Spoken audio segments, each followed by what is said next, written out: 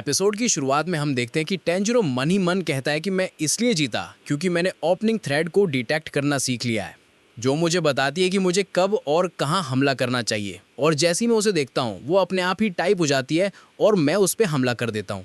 तब वहां उरोकोडाकी आ जाता है और ये देख के बहुत ज़्यादा हैरान हो जाता है और कहता है कि मेरा कोई प्लान नहीं था तुम्हें फाइनल स्टेज में भेजने का, क्योंकि मैं किसी और बच्चे को मरते हुए नहीं देखना चाहता था।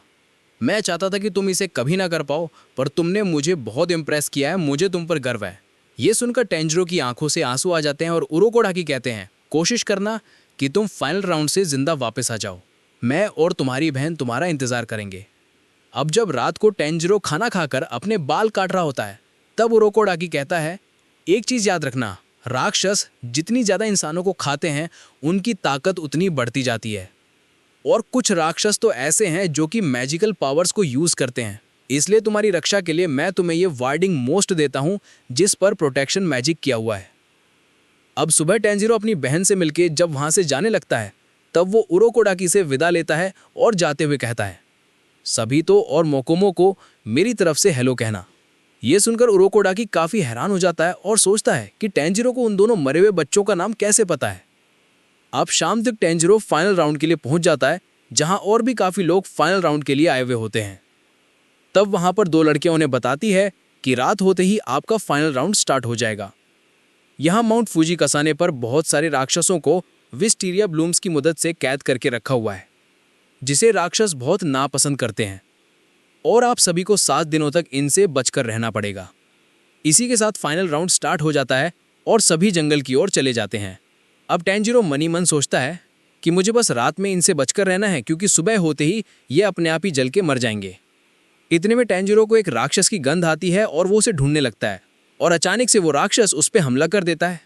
पर टेंजिरो अपनी फुर्ती दिखाते हुए वहां से हट जाता है और यहाँ हम देखते हैं कि दो राक्षस आपस में लड़ना शुरू कर देते हैं कि मैं इसे खाऊंगा, और वो दोनों राक्षस टेंजिरो का हमला कर देते हैं। पर टेंजिरो अपनी स्पेशल तलवार से उनका असर धड़ से अलग कर देता है और हम देखते हैं कि वो राक्षस राख बन जाते हैं। अब हमें दिखाया जाता है कि ये तलवार उसे उरोकोडाकी ने दी थी और उन्होंने बताया था ये तलवार स्पेशल स्टील से बनी है जो कि सूरज की रोशनी को अपने अंदर संभाल लेती है, और यही तलवार राक्षसों को पूरी तरह खत्म कर सकती है, जिसका नाम है निचिरिन स्वॉर्ड। और राक्षसों का सबसे कमजोर अंग होता है उनका गला। अब टेंजिरो को एक लड़के के चीखने की आवाज आती है और जब वो वहां जाता है तो वो एक बहुत बड़े राक्षस को देखता है, जिसे देखकर उसके होश उड़ जाते हैं। और हम देखते हैं कि उस राक्षस के साथ में एक लड़के की लाश होती है जिसे वो पूरा का पूरा निकल जाता है, और जैसे ही वो उस लड़के को खाता है वो और ज्यादा ताकतवर हो जाता है और वो राक्षस उस लड़के पे हमला कर देता है। अब टेंजिरो उस लड़के को बचाने के लिए उस राक्षस के हाथों को काटकर उस लड़के को बचा लेता है। तब वो राक्षस कहता है कि देखो कौन आया है, एक और जिसके पास फॉक्स मास्क है।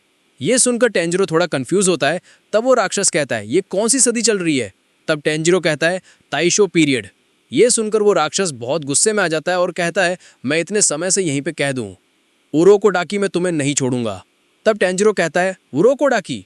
तो वो राक्षस कहता है हाँ, उसी ने मुझे यहाँ पर कैद किया था।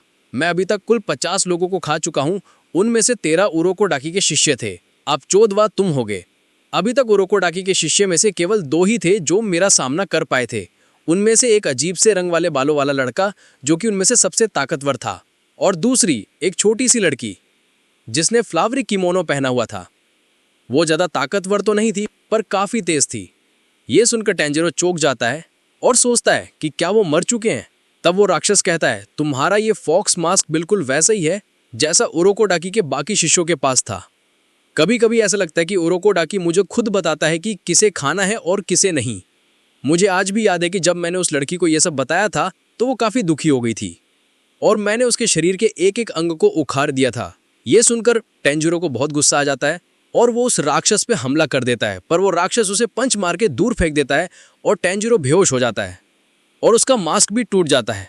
बेहोशी की हालत में टेंजिरो अपने में उसका भाई दिखाई देता है और वो उसी समय उठ जाता है। राक्षस ये देखकर उस पर हमला कर देता है। टेंजिरो अपनी तलवार से उसके हाथों को काटने लगता है, पर उसका कोई भी फायदा नहीं होता है, क्योंकि जैसे वो उसके हाथों को काटता था वो उसी समय उगाते थे।